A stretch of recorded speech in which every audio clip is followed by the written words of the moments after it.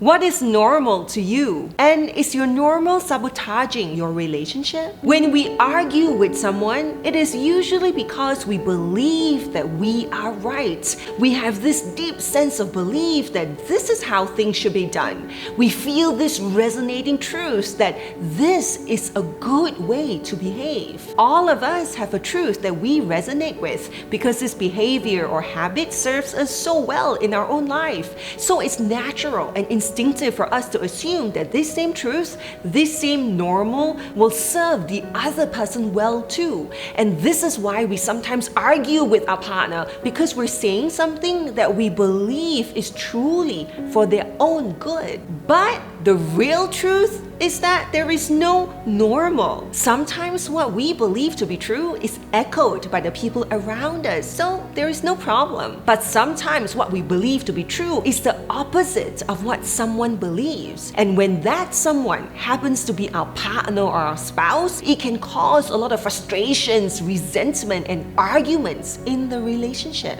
We usually want our partner to understand something that we believe is important, from simple things like putting the cups into the sink to bigger things like how to handle the finances. And because we so strongly believe that what we're saying is right and good and normal, we can sometimes end up sounding like we are scolding or admonishing our partner, even if that's not our intention. When you feel frustrated with your partner, what can help is to take a moment and remind yourself that, hang on, what I believe to be right and normal is actually my own personal preference and my personal belief. So instead of trying to make someone understand why something is so important, you can change the strategy to explain to someone why this particular thing is so important to you. This is what it means to take responsibility for our normal, and it will completely change our tone of voice